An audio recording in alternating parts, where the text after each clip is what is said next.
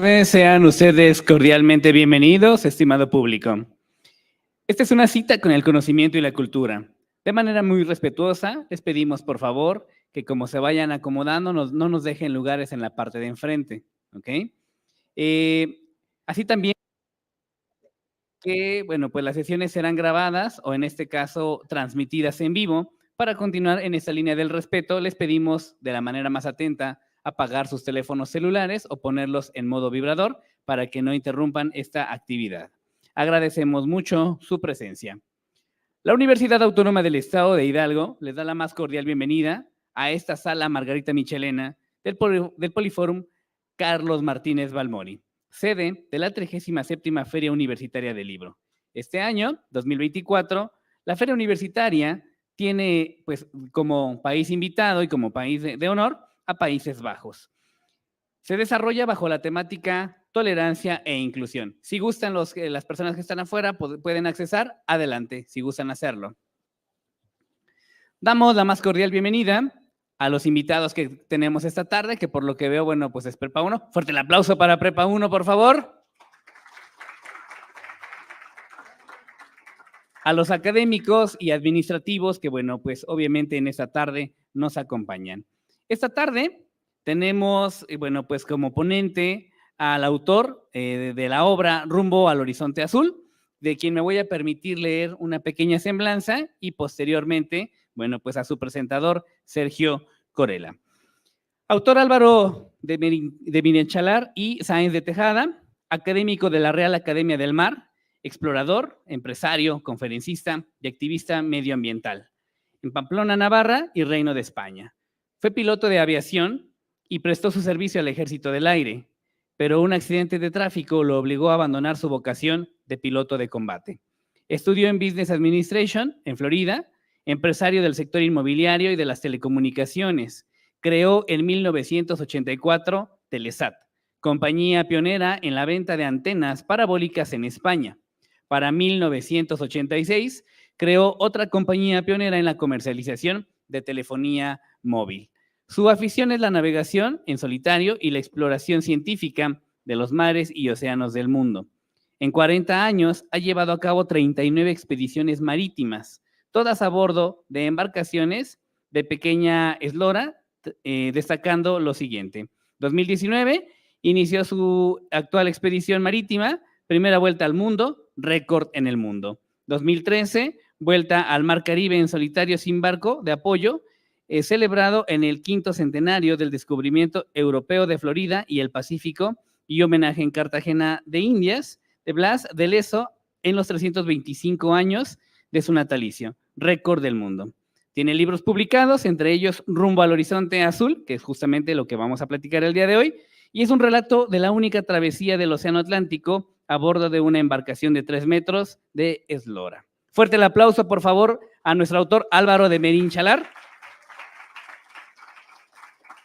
que el día de hoy nos acompaña desde Grecia, ¿cierto? Si no mal sé, está conectado desde Grecia con nosotros, entonces, bueno, pues hoy lo vamos a estar observando en la pantalla, pero no podemos dejar de mencionar, por supuesto, a nuestro magnífico presentador, Sergio Corella, para quien pide un fuerte aplauso y quien él mismo se presenta con nosotros. Adelante, maestro, por favor. ¿Qué tal? Buenas tardes. Quiero agradecerle su asistencia a esta interesantísima conferencia. Sé que les va a ser muy útil en su vida. Todas estas travesías que Álvaro de Mirachalar ha realizado son una confrontación en el mar abierto. Él ha hecho las travesías de los navegantes antiguos, ¿verdad? Y él se confronta prácticamente con la muerte, porque estar en mar abierto en una moto esquí, pues no es algo muy simple. Entonces creo, desde mi criterio, que a ustedes como jóvenes les va a ser muy útil en su vida el llegar a un punto de reflexión en el que todo lo que uno se proponga lo puede lograr sin ningún obstáculo. Los obstáculos solamente son topes mentales que a veces nos hacemos y que realmente no existen. Entonces, sin mayor preámbulo, quiero dar paso a Álvaro. Hola, Álvaro, que está desde Grecia y acompañándonos a esta conferencia, ¿no? Y también quiero agradecer a la Universidad Autónoma del Estado de Hidalgo esta apertura, en especial a la 36 edición de la Feria del Libro, por pues haber albergado con todo gusto esta conferencia. Sin más, doy paso a Álvaro de Marichalar. Si quieres comenzar, Álvaro, el público es tuyo.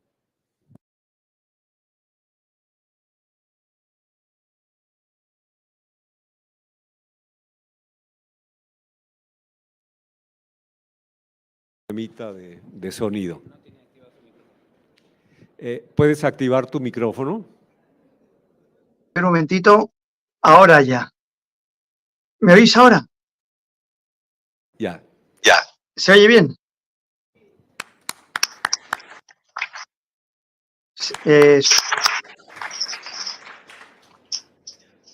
Bueno, un honor estar con vosotros. La verdad es que estoy emocionado porque siempre que estoy en México, aunque sea de una manera telemática como hoy, pues estoy emocionado.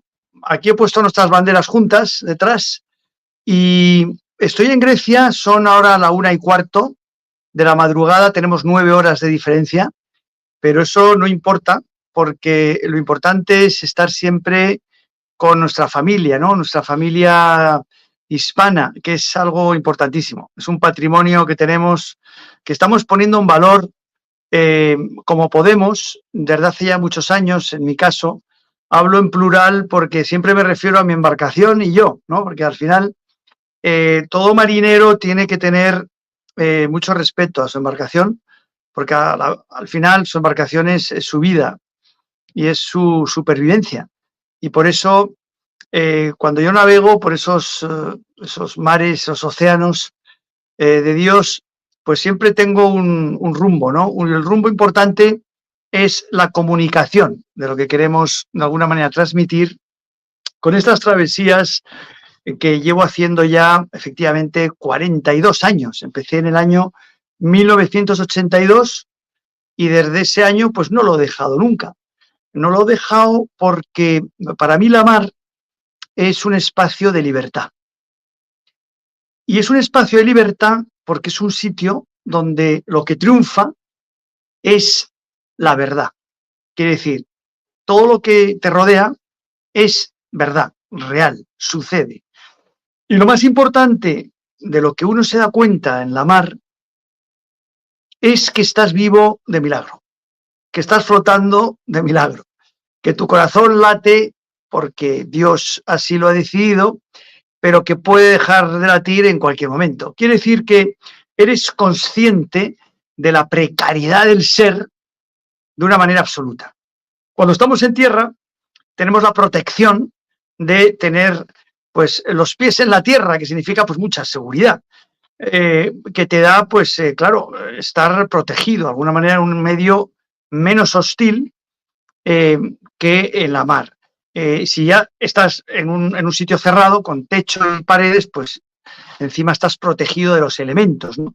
Pero una embarcación, sobre todo una embarcación tan pequeña, donde no tienes camarotes, no tienes protección de nada, porque estás pues a cuerpo gentil, que decir, estás al final frente al viento, frente a la mar, el agua y los elementos, pues ahí realmente te das cuenta que vives de milagro, que Dios te da unos tiempos muy limitados de vida, pocos días, años, pero vamos, al final son pocos días, pocas horas de existencia, que además Dios te presta, aparte de prestarte la vida, te presta unos talentos únicos que solo tienes tú, nadie más que tú. En todo el planeta tú eres la única persona que tienes esos talentos, precisamente esos, por lo que el saberlos únicos pues te da una gran responsabilidad de actuar de una manera correcta con esos talentos que Dios te presta, la vida que Dios te presta, y eso pues te hace realmente ser muy responsable de ti mismo. Y eso creo que es fundamental. Es fundamental para vivir de una manera honorífica, sin trampa, con la verdad. Y eso es el mayor patrimonio, creo yo, que podemos alcanzar los seres humanos en nuestra existencia.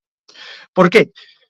Porque al ser un tiempo tan limitado, al tener unos talentos que podemos poner en valor de una manera tan absolutamente magistral, magnífica, maravillosa, como bien habéis dicho en la presentación, sin que ningún problema se nos ponga por delante, porque siempre hay una solución si lo determinamos, si así lo decidimos, pues con eso podemos hacer realmente muchísimo para nuestro enriquecimiento personal como personas y para enriquecer a los demás dando lo mejor de nosotros mismos a las demás personas, quiere decir haciendo el bien, que es el único patrimonio que podemos conseguir realmente, ¿no? Es el patrimonio inmaterial de ser persona. Y el ser persona es fundamental. En la vida tenemos dos grandes balanzas, dos grandes posibilidades, que es tener y ser. Tener es fundamental porque tenemos que sobrevivir y tenemos que sobrevivir pues lo mejor posible, pero ser es todavía más importante, porque cuando somos realmente personas, entonces nos edificamos, nos conocemos, nos respetamos a partir de ese conocimiento y podemos hacer grandes cosas con nuestro existir, como digo.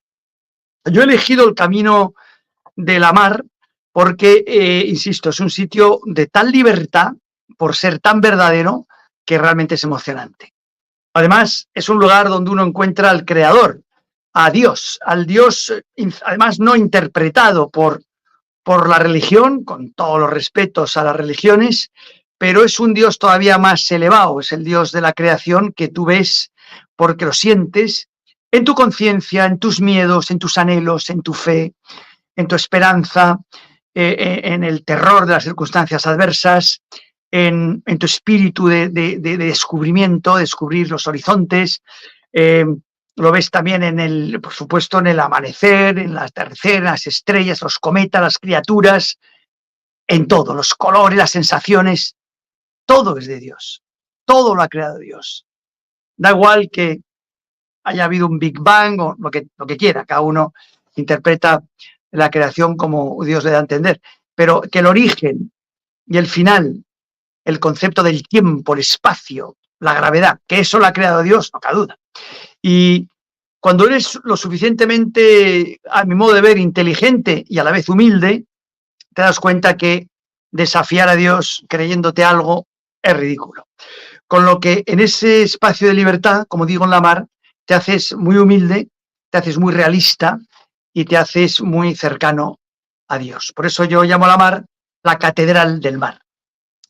Cuando uno vive en esas circunstancias, pues todo lo material pasa al plano donde debería estar, que es en un segundo plano. El segundo plano es un plano importante, pero es el segundo plano.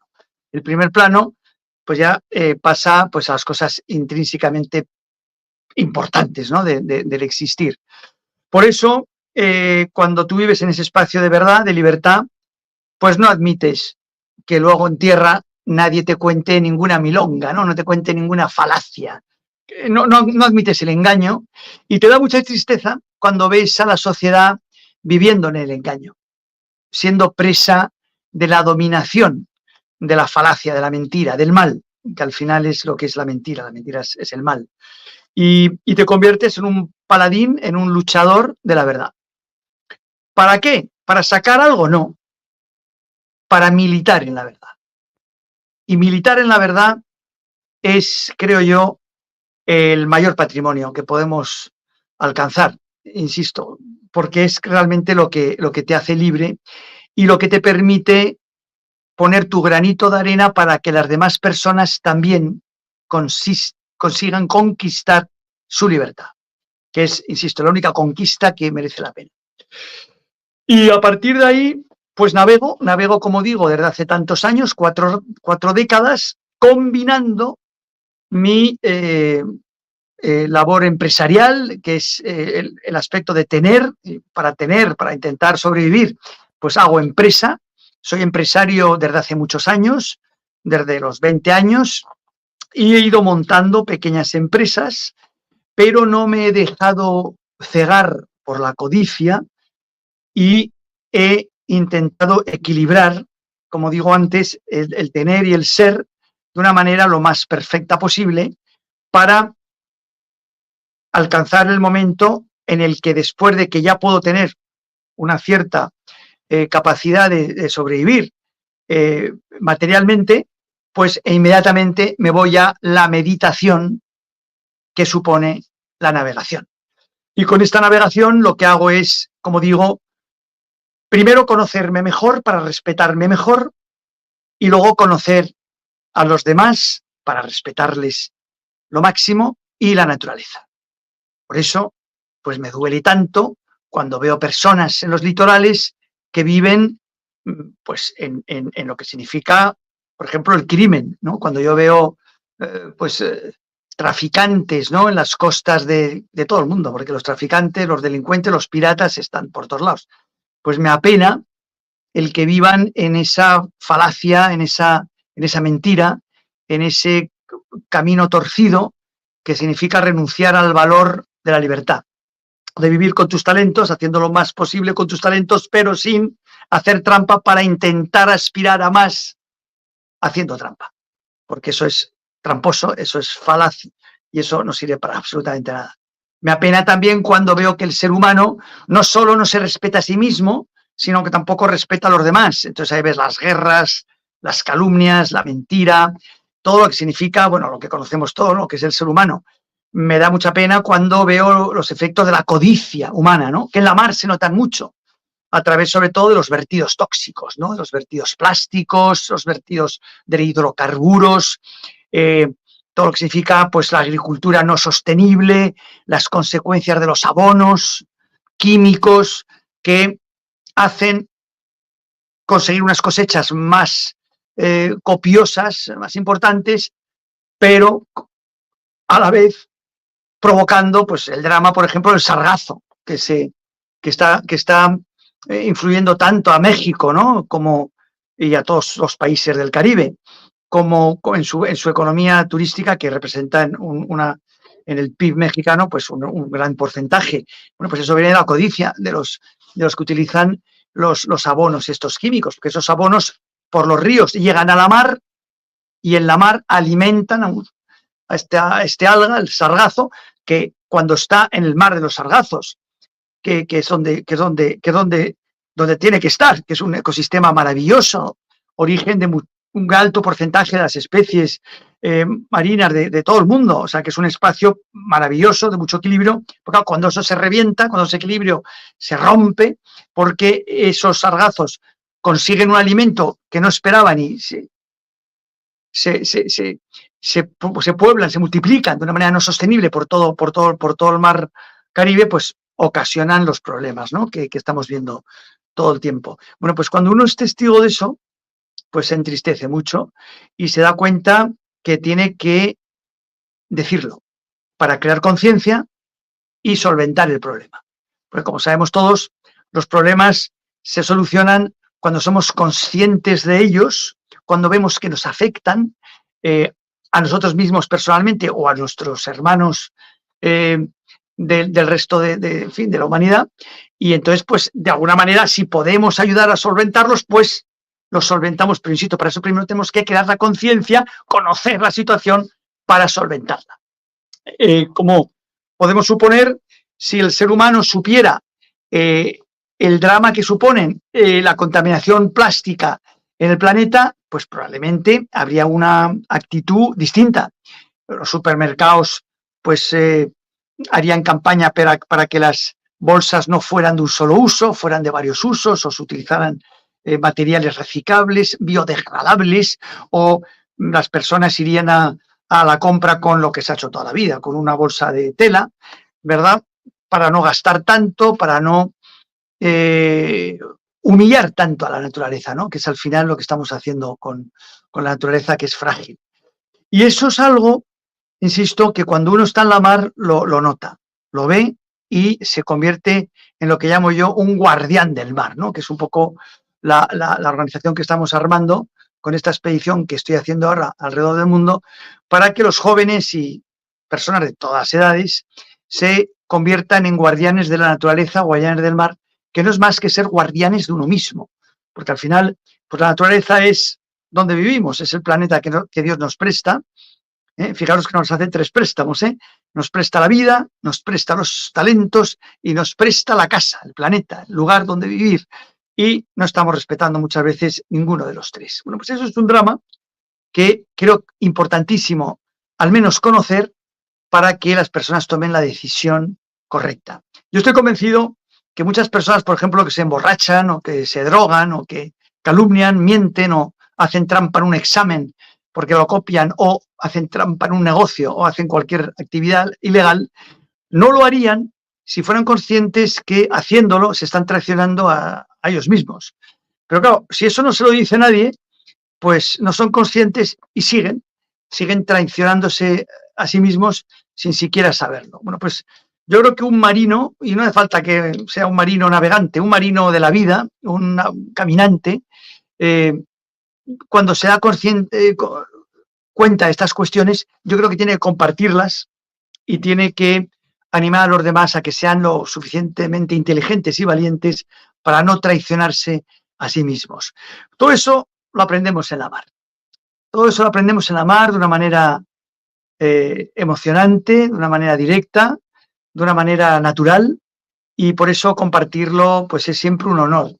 Y si es además como esta noche, esta tarde en México, esta noche en Grecia, con México, pues imaginaros, pues para un español compartir estas cosas con un mexicano, un boliviano, un cubano, un argentino, pues es un poco estar en familia, ¿no? Aunque estas cosas trascienden de la familia hispana, que es nuestra un poco comunidad cultural y histórica, porque es un tema que es para todo el mundo, ¿no? Esto es una cuestión que es un deber. Lo que pasa es que nosotros, como hispanos, tenemos una gran responsabilidad porque resulta que en nuestro ADN histórico, en nuestra raíz histórica, pues resulta que hemos sido los que hemos conseguido el mundo que tenemos hoy. O sea, la primera globalización la conseguimos nosotros, los descubrimientos más importantes y determinantes para toda la humanidad fuimos nosotros, ¿no?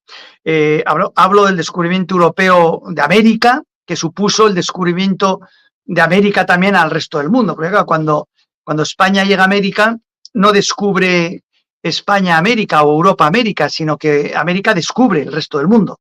Un descubrimiento doble. Luego viene el descubrimiento del Pacífico, todavía casi más importante, porque ahí realmente se da la posibilidad del primer descubrimiento de todos ellos, que es el descubrimiento de la forma esférica de la Tierra, que eso es la primera vuelta al mundo. O sea que fijaros lo importante que es eso, ¿no? Es que, claro, todo eso hay que saberlo porque esas personas que hicieron esos viajes tan arriesgados, pues son los antepasados de todos y cada uno de los miembros de la familia hispana. Hablo de Fernando de Magallanes, Juan Sebastián Elcano, y los 260 marinos que zarparon el 10 de agosto de 1519 desde Sevilla con rumbo desconocido.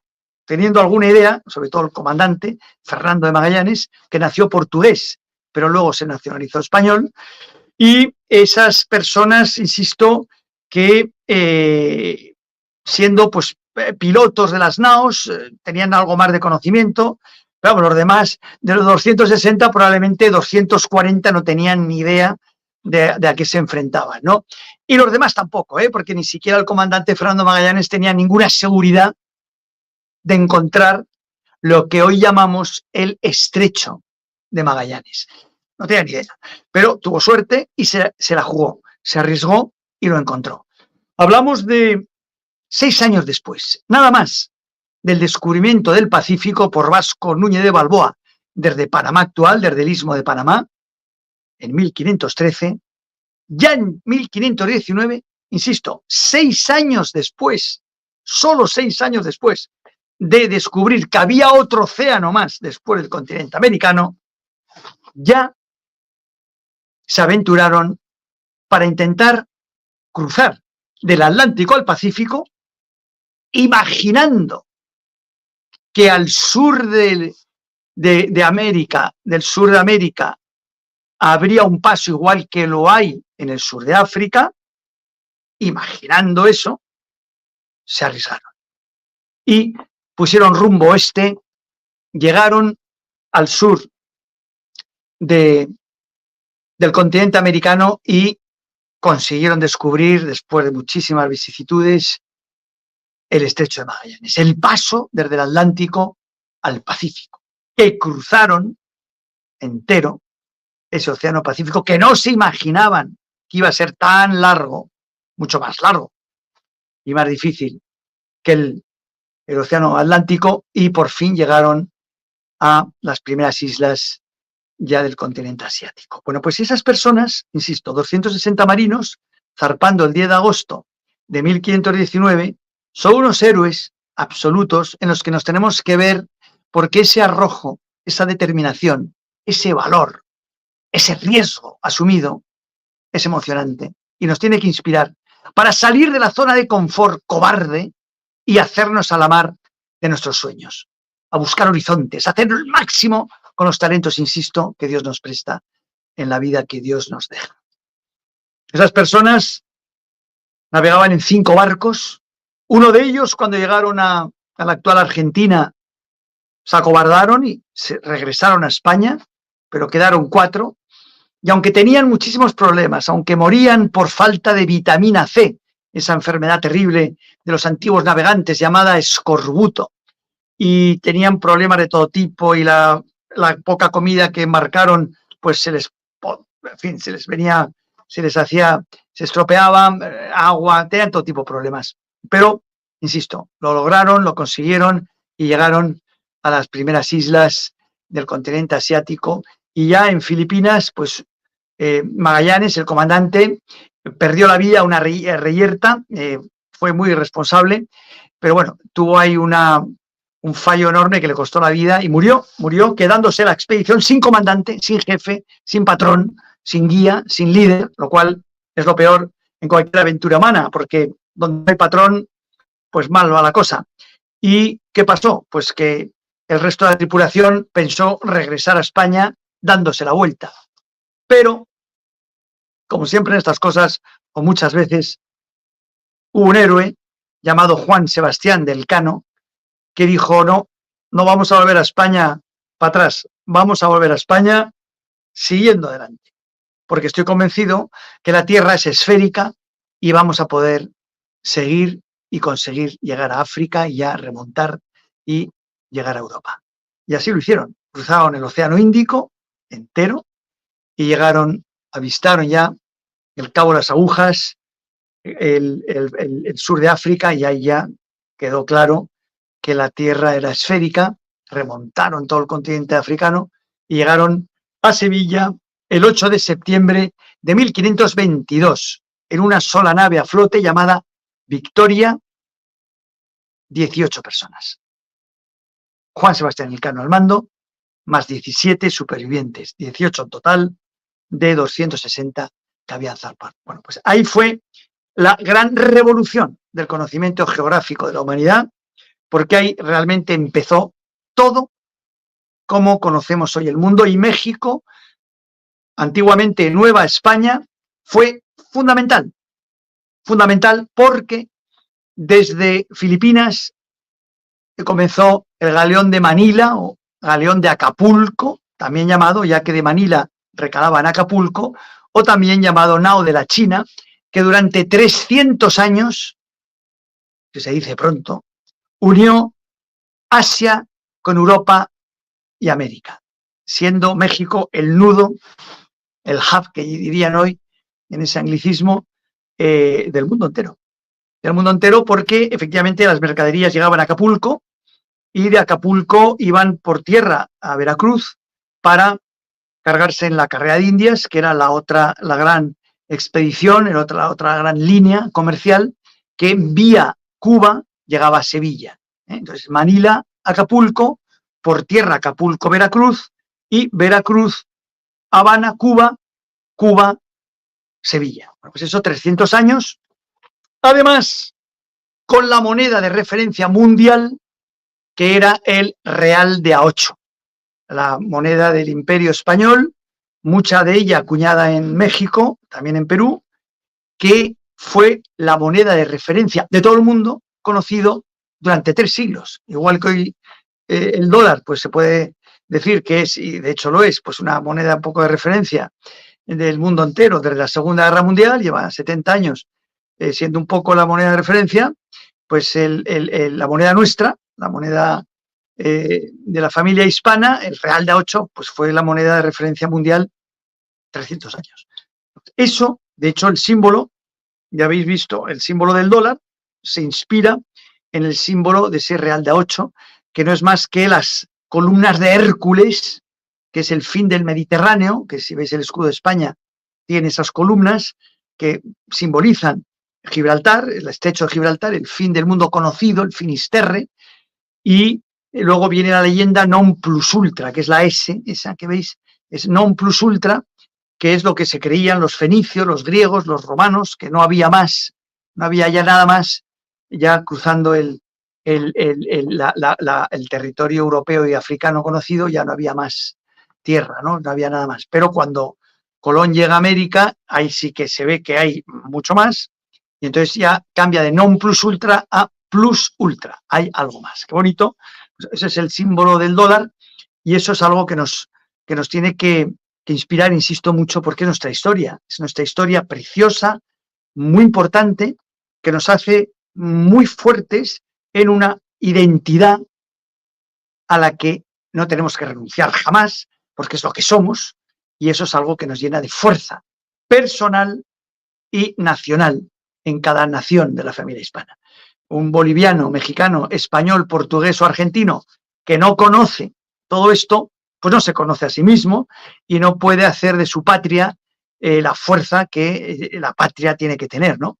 Si a eso además se une, en el caso de América, a la raíz indígena que no tenemos en este lado del Atlántico, pues todavía más fuerza de identidad, porque tienes todavía una fusión, ese mestizaje tan importante, garantizado por las leyes de Burgos de 1512, muy importante conocer esa legislación de la corona española para favorecer el mestizaje, considerando al indígena un igual, muy importante saber ese concepto, y a partir de ahí reforzar esa identidad personal y nacional. Y estas aventuras, estas gestas de esos grandes marinos de nuestra familia hispana, insisto, son los que hacen de alguna manera esa identidad dentro de nuestro espacio geográfico y fuera, porque fijaros qué curioso, todo esto que os he contado se conoce mucho mejor en China, en Japón, en Filipinas o en la India, en Alemania, en Rusia, en Italia o en Inglaterra, se conoce mejor, mucho mejor, que en México, España, Chile o Paraguay. Y eso es un error importante, porque eso no tenía que ser así, pero eso es así, bueno, pues la historia más reciente que ha separado lo que nunca debe separarse, que ha fragmentado lo que jamás debería de estar fragmentado, porque la fragmentación significa pérdida de fuerza. Y por eso nuestra identidad tenemos que tenerla siempre fuerte, cada uno desde sus entidades nacionales, sabiendo muy bien que juntos pues somos imbatibles, somos muy fuertes, ¿no? De ahí vino, claro, la atomización, la balcanización, la fragmentación para debilitarnos, ¿no? Y ahí está la historia para probar que así fue. Pero bueno, eso ya estamos donde estamos. ¿Qué podemos hacer? Pues conocer lo que fue, conocer lo que hicimos bien para repetirlo, para admirarlo, conocer lo que se hizo menos bien para no repetirlo y para aprender de los errores y a partir de ahí, insisto, reforzar nuestra identidad.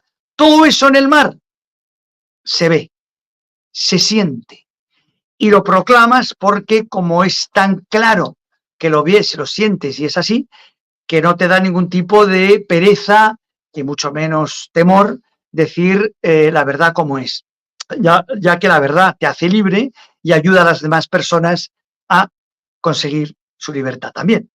Por eso es tan importante que los marineros comentemos nuestra experiencia para que algunas personas que o no pueden hacerse la mar porque a lo mejor tienen algunos miedos o no tienen la posibilidad o no tienen a lo mejor la determinación o cualquier otra circunstancia, puedan ver también el punto de vista de estos nautas, ¿no?, que hacen este tipo de de navegaciones tan importantes. Por eso yo recomiendo siempre la lectura de los grandes navegantes de la antigüedad, de esos grandes navegantes griegos, fenicios, romanos, luego ya pues los más modernos, luego españoles, portugueses, y luego pues los navegantes también del espacio, ¿no?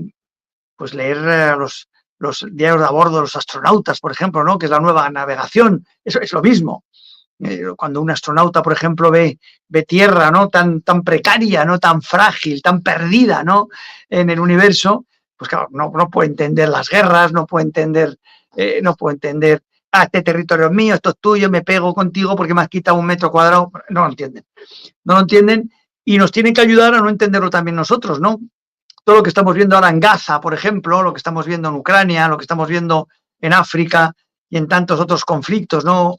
En el mundo, pues probablemente se arreglarían si las personas que ordenan que esos conflictos sucedan, pues pudieran observar la Tierra desde el espacio, ¿no? O sea, pues probablemente no tomarían esas decisiones tan contrarias al sentido común, ¿no? Bueno, pues todo eso te lo da el viaje y sobre todo el viaje en precario, que es el viaje en la mar. Porque, insisto, la mar es lo que te da la dimensión del viaje real, total, absoluta, y en el que la libertad y la verdad lo presiden todo. Perdón, creo que Álvaro, una señal para que acabe ya. 3 minutos para preguntas. Sí, por supuesto. Interesantísimo. El tiempo se nos ha venido encima, pero hay 3 minutos para preguntas. ¿Alguien tiene interés?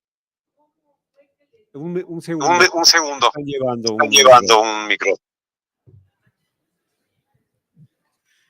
Hola, me interesa muchísimo saber qué te dio, cómo fue que arrancó la idea de solo por el océano en estas aventuras que nos has contado. Bueno, la verdad es que muchas gracias. La verdad es que yo empecé a navegar de muy joven. Empecé en San Sebastián, en el norte de España. Yo soy de una ciudad donde no hay mar, Pamplona, Navarra, ahí no hay mar. Pero San Sebastián está a 80 kilómetros, está cerca. Cuando vi ese horizonte, siendo 6 años, ¿no?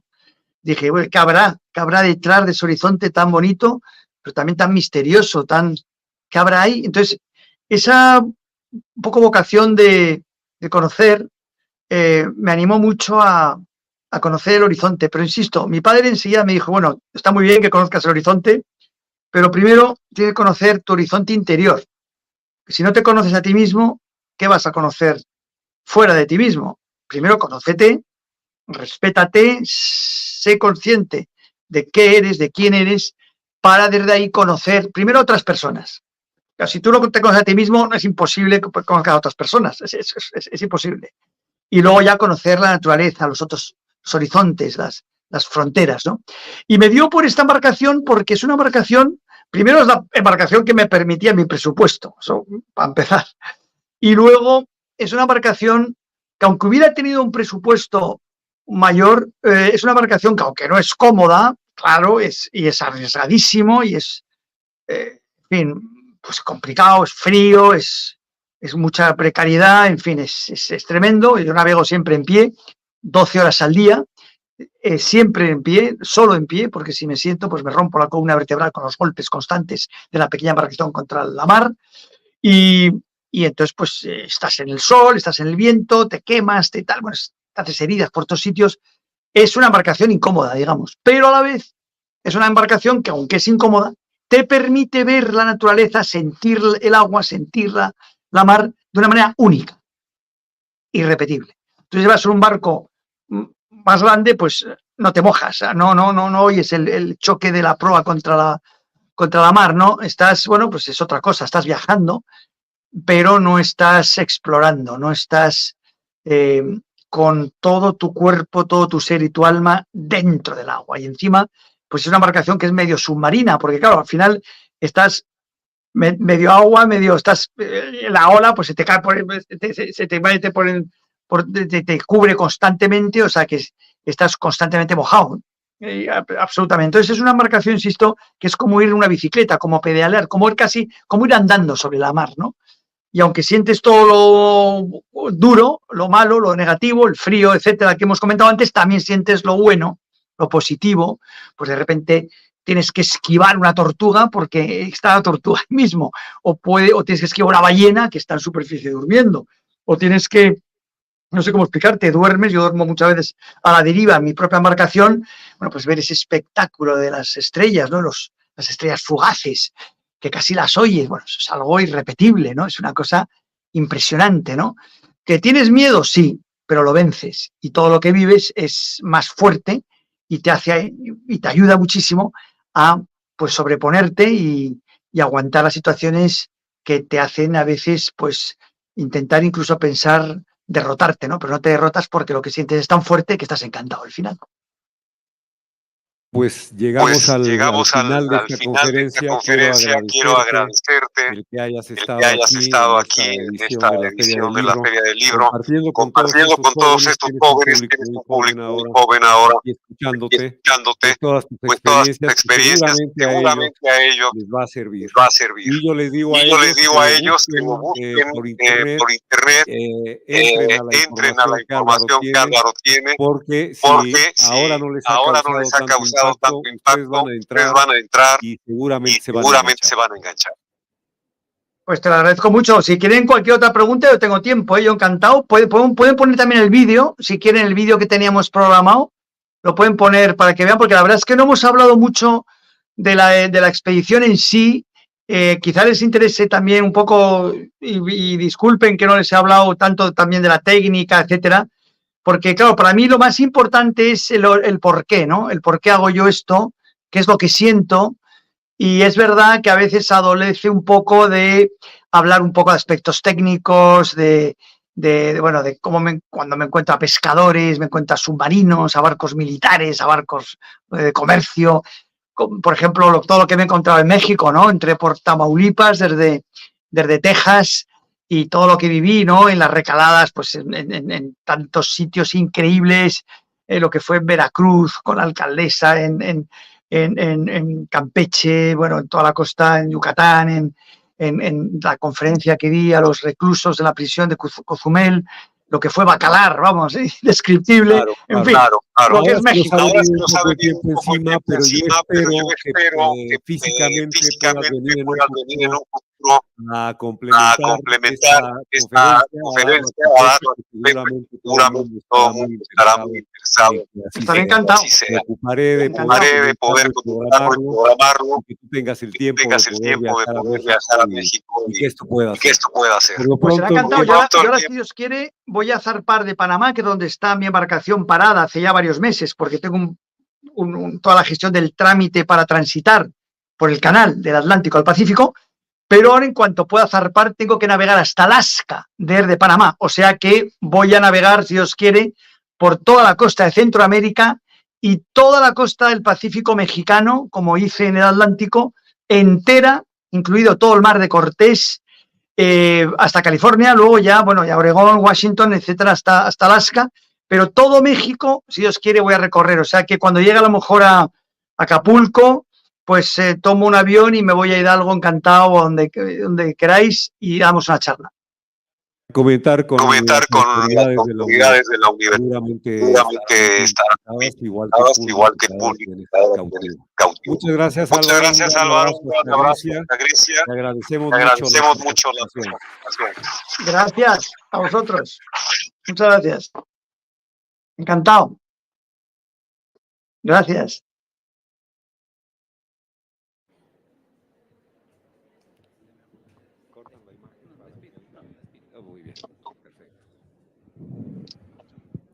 Una vez más, fuerte el aplauso, por favor, a nuestros invitados. Gracias.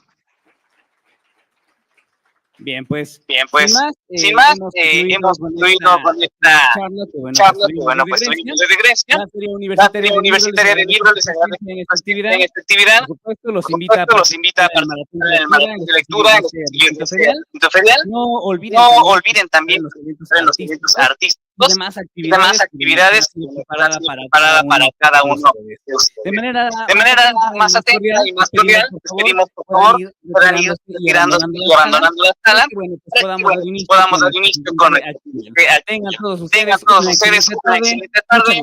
Muchas gracias.